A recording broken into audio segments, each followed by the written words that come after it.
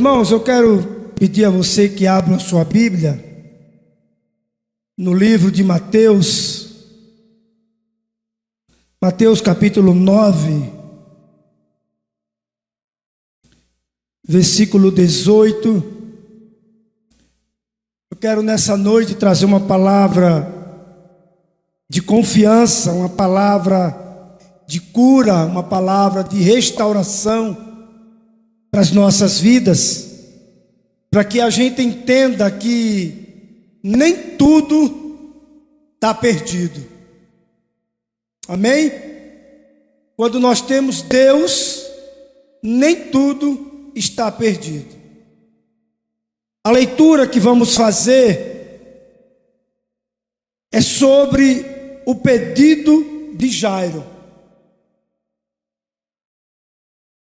Enquanto estas coisas lhe dizia, eis que um chefe de uma sinagoga, aproximando-se, adorou e disse: minha filha faleceu agora mesmo, mas vem e impõe, obrigado Débora, a mão sobre ela, e ela assim viverá. Que palavra, irmão? Que palavra você que está nos assistindo nessa noite, através dos canais do Facebook? Que palavra o Senhor nos entrega nessa noite? Ele fala de um homem, de uma posição muito elevada, um homem que conhecia a palavra, porque ele era chefe de uma sinagoga, ele conhecia a Torá, os 5 primeiros livros da Bíblia. Com certeza poderemos classificá-lo ele como um pastor, mas veio uma morte, ou veio uma enfermidade que abalou toda a sua estrutura como um homem, como um pai, e principalmente de uma família. Porque o texto vai dizer, como ele mesmo se apresenta para Jesus, dizendo: olha, a minha filha morreu. Seria uma loucura eu saber que a minha filha já estava morta, eu procurar alguém que pudesse colocar a mão sobre ela, para que ela pudesse viver, ou que ela viesse a viver novamente. E é interessante que essa mesma passagem, ela se encontra também em Marcos, ela se encontra também em Lucas. Esses 3 evangelhos narram a situação deste homem, um homem desesperado, um homem que chega diante de Jesus e se prostra diante dele e clama a ele para que um milagre pudesse acontecer. E sabe o que isso me faz lembrar, irmão? Faz lembrar que mesmo diante de qualquer circunstância ou situação que a gente esteja passando, Jesus é a solução. Jesus é a solução. O problema maior é que muitas vezes nós não buscamos o Senhor, nós não recorremos ao Senhor, recorremos muitas vezes os recursos financeiros, a posse que a gente tem para poder buscar uma solução. E aqui a gente aprende com Jairo que ele buscou Jesus. Ele não olhou para a sua posição. Porque muitas vezes, isso é real. Isso acontece. Nós escondemos pela posição que muitas vezes nós temos. Eu sou uma pessoa que lidou com muitas pessoas aqui do bairro, fora do bairro, e pessoas que às vezes me procuram e falam comigo, e eu digo: e você fez o quê? não posso falar, né, pastor, pela posição que eu tenho. Vai que alguém descobre que o meu filho é um drogado, vai que alguém descobre que a minha filha vive se prostituindo. Isso para mim quebra tudo, desmancha tudo.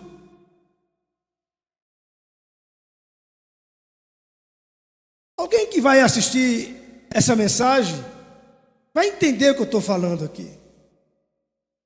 Porque muitas vezes nós escondemos os problemas que a gente tem, a luta que a gente tem, a dificuldade que a gente tem, pela posição que a gente acha que temos, e não vamos atrás em busca de uma solução para aquilo. Vamos supor aqui uma pessoa que está com câncer, que é uma doença que mais atinge pessoas. Ela compartilha com você, você ouve ela e você diz: o que é que você está fazendo sobre isso? Você apresenta a ela uma solução, mas ela, com o seu orgulho ou com a sua posição, muitas vezes ela diz o quê? Ora você por mim, pede lá o pastor da tua igreja, pede lá o ciclo de oração para que ore. Ela sempre coloca a responsabilidade no outro, em vez de ela mesma dizer: olha, eu preciso buscar. O que a gente vê aqui muitas vezes são famílias se destruindo.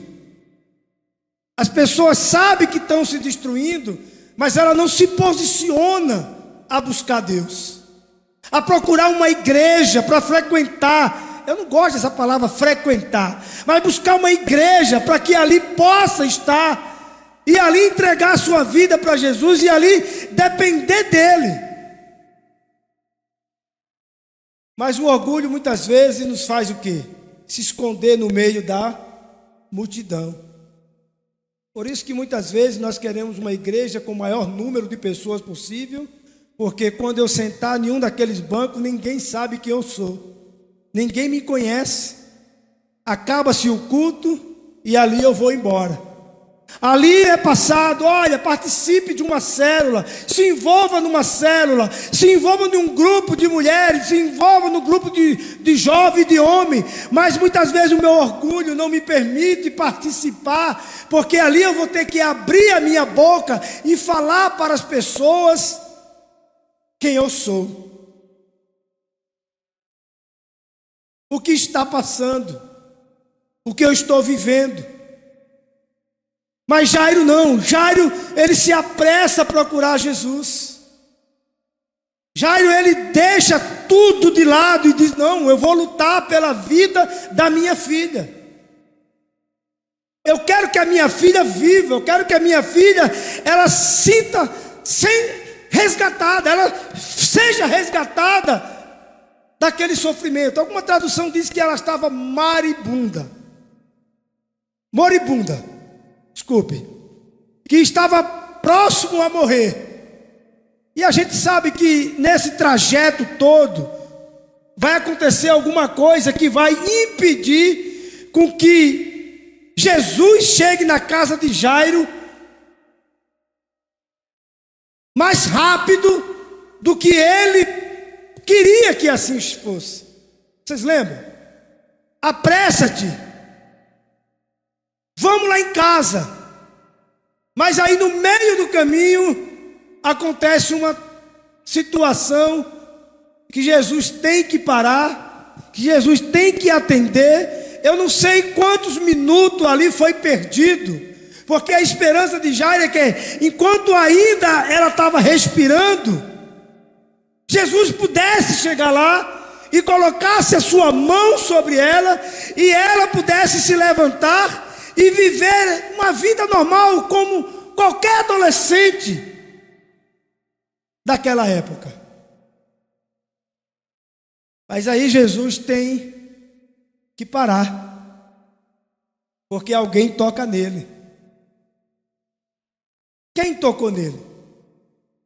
Uma mulher que tinha um fluxo de sangue.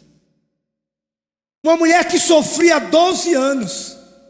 12 anos não é 10 dias, não é uma semana. São 12 anos. O texto vai dizer que aquela mulher perdeu tudo que ela tinha, investiu tudo que ela tinha, para poder ter uma saúde. Mas ela mentaliza na sua cabeça que ela disse: não tenho mais dinheiro, não tenho mais nada. Irmãos, eu vou dizer uma coisa para você: como seria bom que essas pessoas que tivessem ou que está com câncer, que o médico diz, olha, é terminal, não vai ter mais solução nenhuma, ela procurasse uma igreja, para que aquela igreja pudesse interceder, para que Jesus pudesse curá-la. Ela sabe que está morrendo, ela sabe que está se acabando, ela sabe que não vai para o céu, porque ela não confessou Jesus como sendo o único salvador da sua vida. Ou às vezes confessou só para poder dizer assim, eu vou confessar para que eu não vá para aquele lugar, mas continua fazendo as mesmas coisas que faziam antes de confessar Jesus, porque não abandonou, não entregou a sua vida por completo. Assim tem muita gente vivendo hoje, irmão, fazendo essa barganha com Deus. Você diz, procura uma igreja, vai até lá.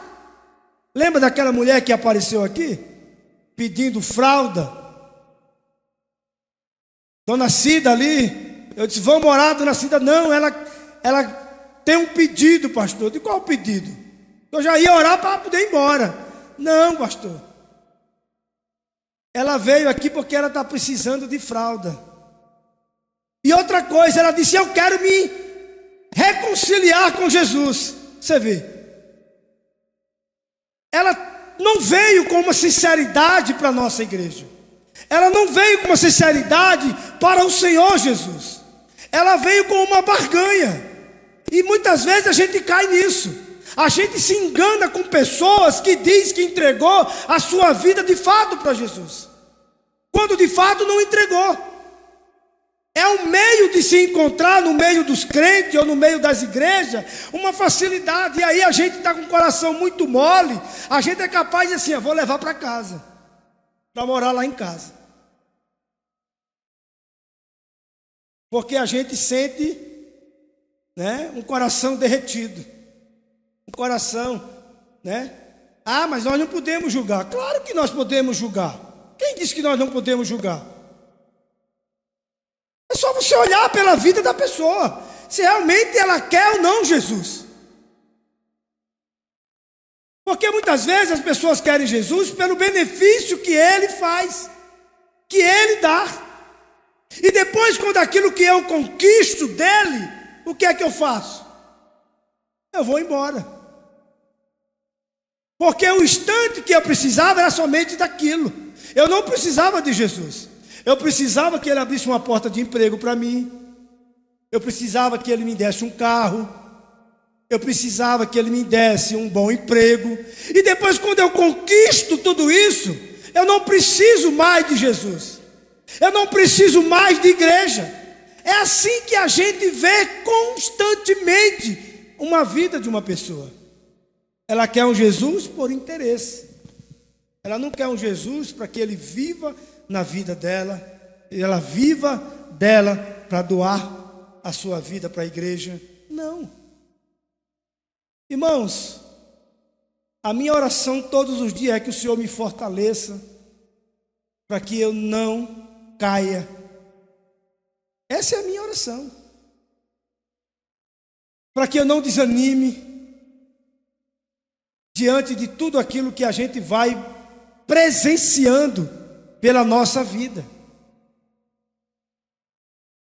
Porque muitas vezes nós procuramos Jesus simplesmente para suprir uma necessidade que a gente precisa, mas não é procurar Jesus porque a gente necessita dele, ou a gente quer ele. Não. Por isso que quando ele disse, vocês me procuram pela multiplicação dos pães que eu fiz, você não me procura porque vocês me querem. Vocês me querem porque eu realizei milagre de multiplicar o pão. E depois, quando Jesus falou isso para aquela multidão, muitas daquelas pessoas foram embora. Muitas daquelas pessoas deixaram, o abandonaram. Por quê? Porque estava por interesse. Não estava ali para realmente reconhecer Jesus como Filho de Deus.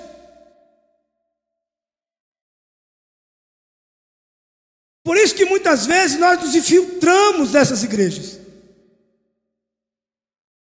E quando você pergunta, você é crente? Ainda não, eu estou me simpatizando ainda com uma igreja que eu estou indo, mas só estou indo.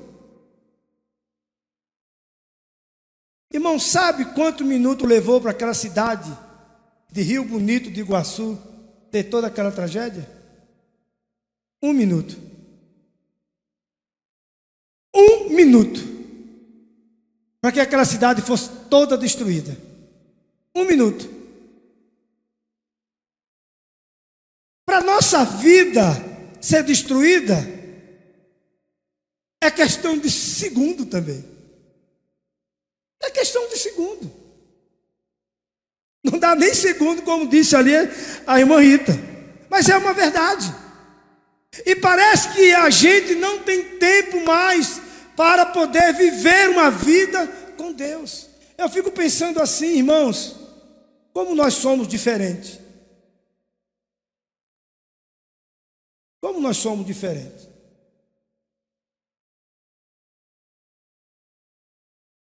Você já chegou no meu pensamento, de como nós somos diferentes.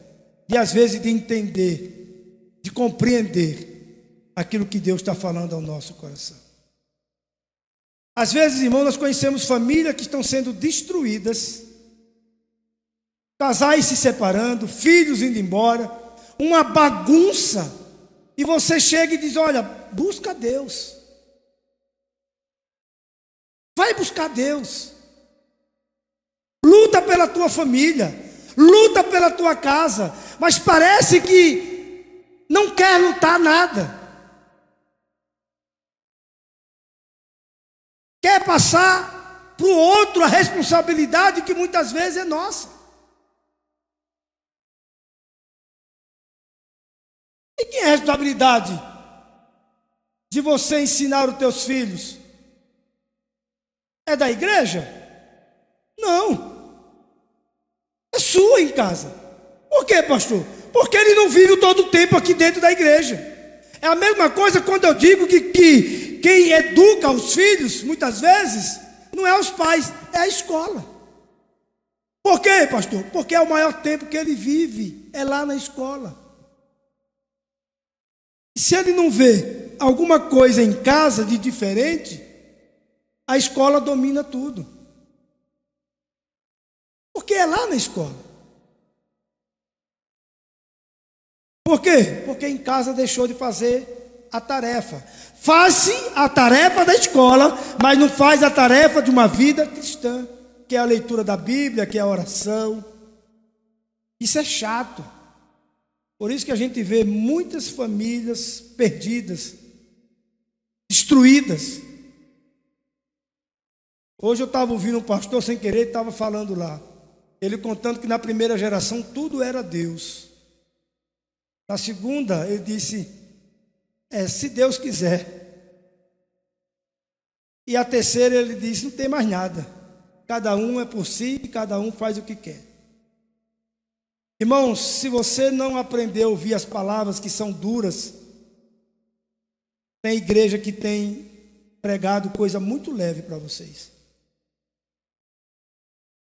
Porque eu sei que quando Deus fala com a gente se sente, quando nós abrimos a Bíblia e Deus diz assim, alguns versículos que fala com a gente, primeiramente, a gente fecha a Bíblia, não quer mais nem dar continuidade naquilo. Porque a gente não quer perder tempo disso. Não quer perder tempo. Diz que a diferença de Moisés e de Josué, os irmãos lembram muito bem dessa história, que você não vai ver Moisés com a sua família. Você não vai ver ele com a família dele. Um líder excelente, um líder exemplar. Mas você vai ver que Moisés deixou a família onde? Alguém lembra? Na casa do sogro, irmão.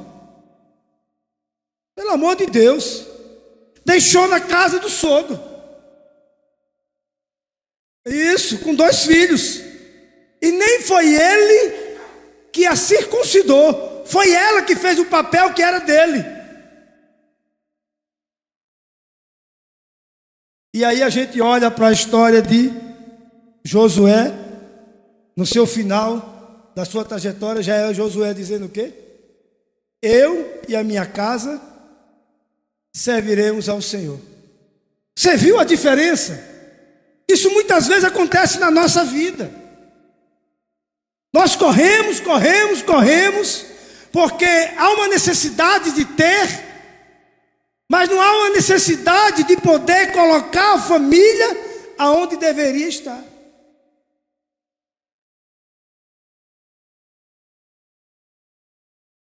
Essa semana uma moça me ligou e disse: pastor, eu quero oração. Eu digo: vou orar. Descobri que eu estou com câncer de mama. Eu disse: então vamos orar. E você vai fazer o quê? Não, eu vou fazer os exames, tudo e tal. Eu digo: e vai fazer mais o quê? O que é que o senhor quer dizer com isso, pastor? Eu digo: procure uma igreja. Já que você não vai em igreja nenhuma, procure uma igreja para congregar. Para poder ali você ter uns irmãos, para poder te ajudar na oração, para mandar uma mensagem de vez em quando para você. Tá bom, pastor, eu vou fazer isso, porque eu estou precisando. Eu disse: às vezes a gente precisa descer do pedestal, filha. Às vezes nós precisamos descer do pedestal para nos humilhar diante daquele que tudo pode fazer. Que não adianta dizer que Ele é o Senhor dos senhores, não adianta a gente proclamar que Ele é o Deus Todo-Poderoso, quando de fato eu não busco Ele para isso. Irmãos, está difícil para todo mundo, tá. Mas só vai sobressair aquele que tiver com Ele, com o Senhor. Porque Ele traz a esperança, a sua palavra traz esperança. Não sei você, mas minha mãe dizia assim: vai morrer de cirrose. E eu dizia: vou nada. Não vai o quê? Tu vai morrer de cirrose. Continua bebendo para tu ver. Vai morrer de cirrose. Aí eu descubro que remédio também dá cirrose. Quem toma remédio demais também dá cirrose. Comer também demais, que a irmã está falando ali. Ó. Você está entendendo, irmãos? Que às vezes a gente precisa buscar na pessoa certa aquilo que nós precisamos. Se você encontra alguém que está com uma família destruída, mande ela buscar o Senhor. Mande ela orar. Às vezes a gente fica em casa na lamúria, murmurando, olhando para a família do outro e diz assim: ah, como eu queria que a minha família fosse assim. Então chega perto dela e pergunta: o que é que você faz para que a sua família seja assim?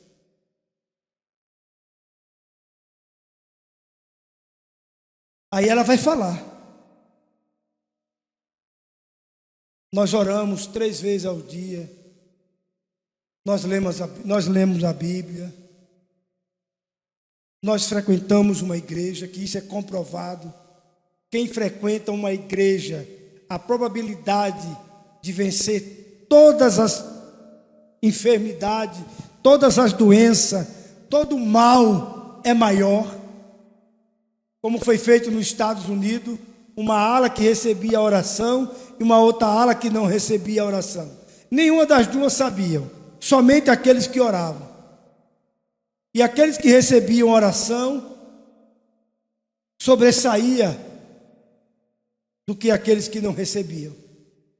Cientificamente isso foi comprovado. Quando a gente ora, a probabilidade de vitória é maior.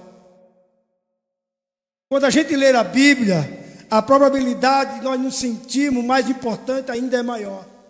de saber que o nosso Deus, Ele é um Deus da causa do impossível. Agora, quando a gente não faz nada disso e fica somente assim,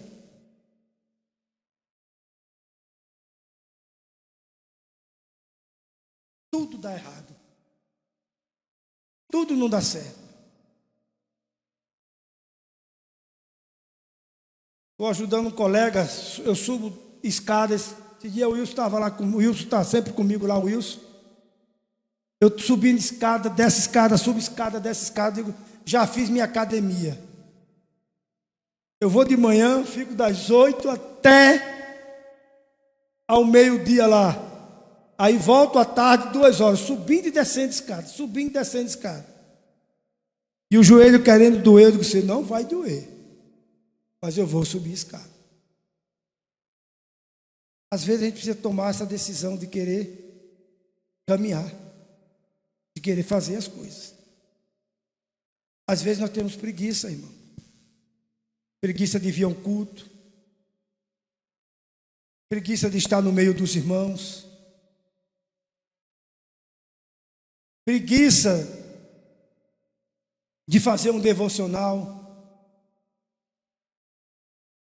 Mas nós não temos preguiça de pegar o celular e compartilhar com o outro aquilo que a gente está passando, com aquilo que a gente está vivendo, em vez de procurar o Senhor Jesus.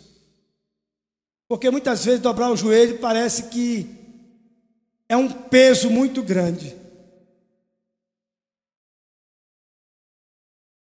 É uma dificuldade muito grande. Mas a gente só vai vencer a nossa batalha, irmão, quando nós recorrermos a Ele. Na passagem dos evangelhos, ele diz em Mateus, minha filha faleceu. Em Marcos ele diz, está à morte. Já em Lucas, ele vai dizer, estava à morte. Está a morrer. Mas ele estava com Jesus. Para que a fé dele fosse acrescentada, fosse fortalecida, foi preciso com que ele visse aquele milagre daquela mulher. Às vezes sabe o que falta, irmão, na nossa igreja? Testemunho daquilo que Deus fez. Uma igreja que não testemunha é uma igreja que não ora. Eu sei que é dura essa palavra, por isso que muitos já nos abandonaram. Porque você, quando ouve isso, parece que você fica remoendo. E você diz, essa igreja não é para mim. Porque lá aonde vai, eu não sei o que é que prega. Eu não sei porque não há confronto. E a gente precisa desse confronto, irmão, para que a gente continue caminhando a nossa vida. Quando você não é confrontado pela palavra, precisa ser confrontado pelo irmão. Que quando você diz, olha, está difícil, qual é a sua palavra? Tenta. Não desista. Vai, caminha. Não importa. Porque para encontrar pessoas para dizer para que você não vá, você tem milhões de pessoas. Mas se encontrar alguém que diga, continue indo para frente, são poucas as pessoas. Porque ela não conseguiu, ela não quer que você consiga. E você não percebe que ela está sendo um instrumento do diabo para impedir a sua vida de caminhar para frente. Você não percebe. Tem gente que diz assim, fazer o que na igreja? Basta ir para a igreja somente uma vez no mês. Mas ela não diz, deixa de comer e só come uma vez no mês para ver o que é que ela vai dizer. Ela não diz isso. Ela só fala daquilo que quer impedir você de crescer. Hoje eu estava vendo lá no YouTube um caixão não, um cara morto, já estava enterrado, e do lado daquele túmulo dele, vários carros. Vários carros. Esse bichinho, coitado, se matou tanto para comprar aqueles carros, agora está morto, nenhum daquele pode usar mais. Muitas vezes a gente investe em coisas erradas. Para as coisas de Deus a gente não tem recurso, mas para as coisas do mundo a gente tem recurso. Investir muitas vezes na obra a gente não tem condições, mas a gente investe numa coisa que quando morre não leva-se nada. E olha a briga que tem, a confusão que fica.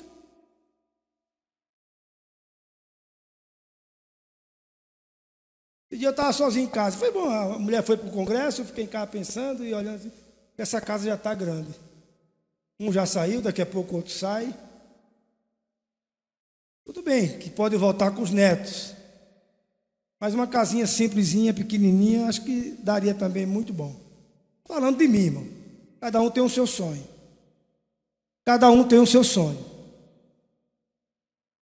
Mas muitas vezes o nosso desgaste é só nisso. Não é da palavra. A gente não tem tempo mais para ler a Bíblia, meu irmão. O trabalho, você trabalha das 8 às 8 da noite. A Bíblia fica guardada e muitas vezes é lembrada quando é para vir no culto.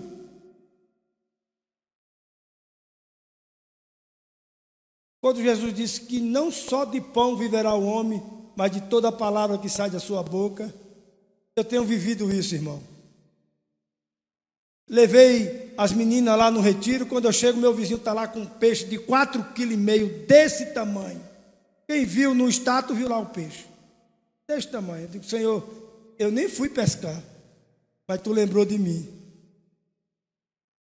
Porque Deus tem sempre, irmãos, os seus.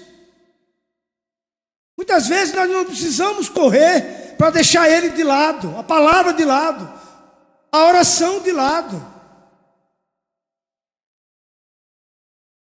Irmãos, poderá um dia chegar de estar somente eu, adorando e glorificando ao Senhor, mas eu nunca vou deixá-lo. Você está entendendo o que eu estou falando? Porque Ele já fez por mim muitas coisas. Ele já realizou muito milagre na minha vida. Eu sei que muitas vezes nós não gostamos de ouvir isso, porque essa é uma verdade. Você orou para ter aquilo, Deus te deu.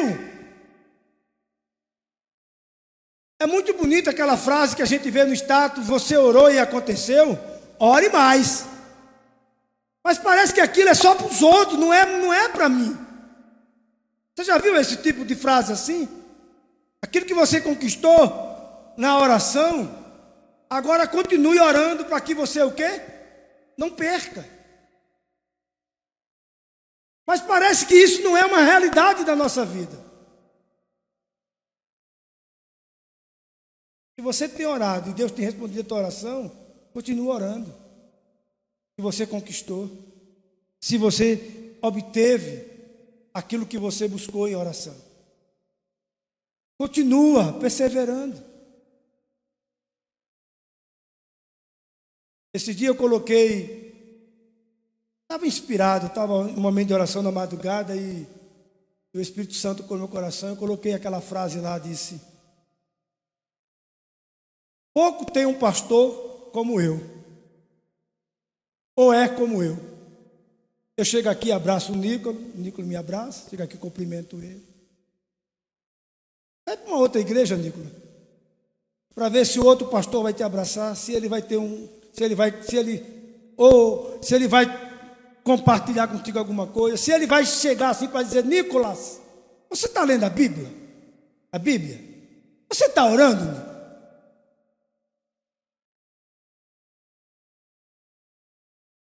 Às vezes eu digo: Senhor, eu acho que não.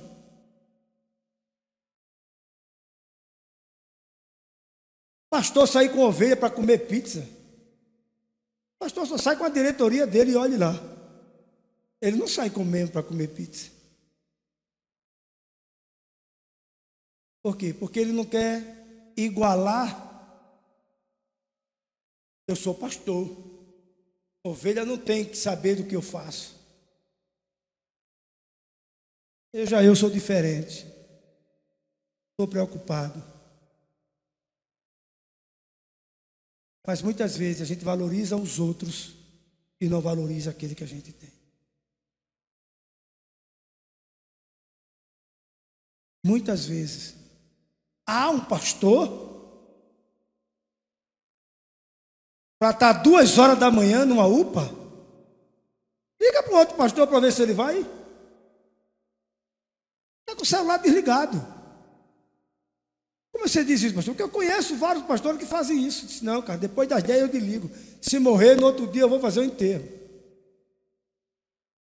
Mas eu não fico de madrugada preocupado, orando, celular do lado, atendendo às vezes alguém que quer se suicidar-se. Quem me indicou? Ah, foi irmão fulano de tal. Ah, foi. O que está acontecendo? Está acontecendo isso dentro da minha casa, pastor. Eu deito, parece que passa uma sombra assim. Quando eu deito, estou dormindo, vejo lá a panela lá batendo. E ainda vou atender. Mas para que a gente encerre, irmão. Aquele homem chegou para Jairo e disse, olha, não incomode mais Jesus. Tua filha morreu. E o que foi que Jesus falou? Alguém lembra? Ela está dormindo, mas ele disse o quê? Para o pai, antes de chegar lá. Não temas. Você crê? Ele disse o quê? Eu creio. Cuidado com as pessoas que chegam nos seus ouvidos, muitas vezes, roubando a sua fé. E como a minha fé é roubada, pastor? É quando ela diz que você não é capaz. Você não vai conseguir. Porque tem muitas pessoas assim. Ah, você não vai conseguir. Olha para você. E a gente acaba olhando muitas vezes para a gente mesmo. E quando a gente olha para a gente se sente muitas vezes incapaz. E esquece de que Jesus, Ele é o suficiente em tudo na nossa vida.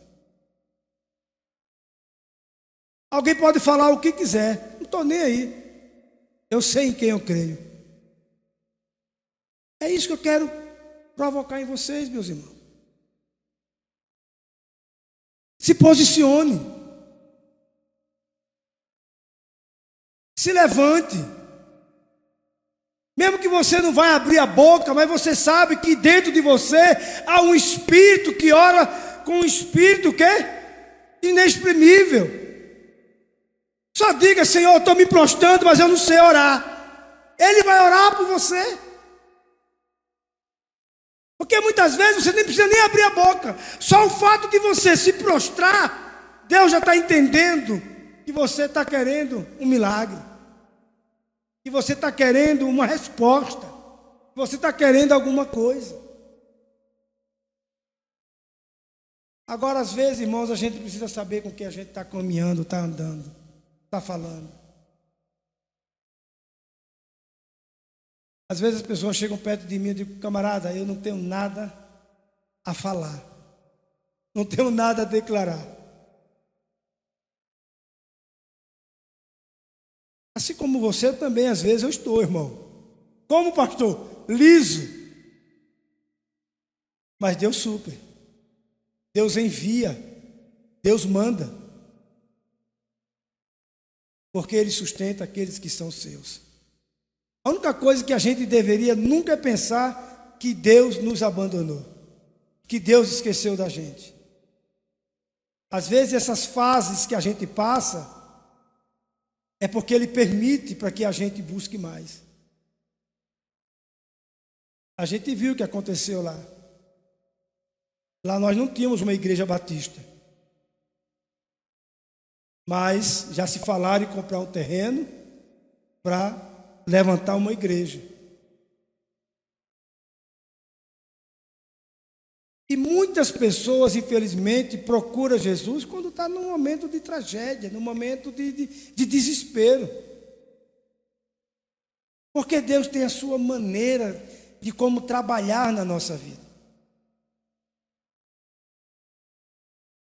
Como assim, pastor? Porque quando tudo está bem na minha vida, eu não quero saber de Deus. Agora, quando tudo está ruim na minha vida, nada está dando certo, eu quero Deus.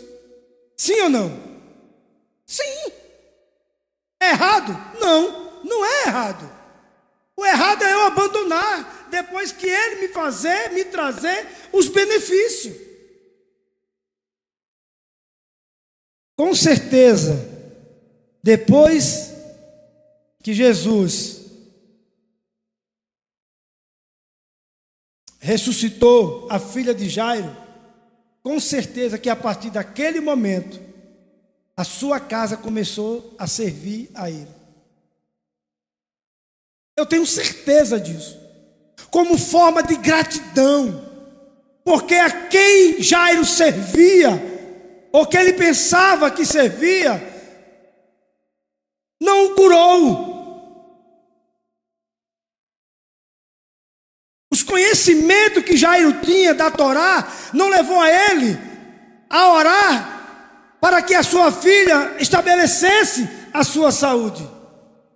Mas precisou ele ir a Jesus para que a cura, a ressurreição pudesse se manifestar. E você viu o que foi que Jesus fez? Manda esse povo sair daqui. Eu acho lindo quando Jesus diz, manda esse povo sair daqui. Sabe quem é esse povo, irmão? É família que muitas vezes atrapalha. Parente que só atrapalha. Duvido que ele vai fazer alguma coisa. Às vezes a família tem que estar bem lá do outro lado e você aqui. Não é que você não ama, não é que você não gosta, mas às vezes isso é necessário. Para quê? Para que o milagre aconteça. Eles já estavam lá chorando. Só estava esperando agora determinação quando vai ser o funeral. Mas Jesus disse que eu sou o quê? Eu sou a verdade e a vida. Aquele que crê em mim, mesmo que esteja morto, viverá. E Jairo e sua esposa creu. E aí Jesus pôde fazer o milagre. Menina, levanta. Levanta, menina. É isso que o Senhor quer fazer na nossa vida nessa noite. Levante. Se posicione, creia, confie. Nada está perdido. Ele pode. Ele pode fazer um milagre ainda hoje acontecer na sua vida, na vida de quem você realmente conhece, mas transmita isso, fale isto. Porque muitas vezes, irmão, a gente ouvia uma coisa, mas colocar em prática aquilo que a gente ouve é muito difícil. Porque ouvir é uma coisa, mas colocar em prática é outra. Quantas mensagens você não escuta durante a semana? Que não é a minha que eu estou pregando. Você vai lá no Facebook, no YouTube, você tem vários pastores pregando, falando. Você até diga, está falando comigo, ele então toma posição, e muitas vezes a gente não toma. Mas continue firme, meu irmão, que a vitória virá. No nome de Jesus.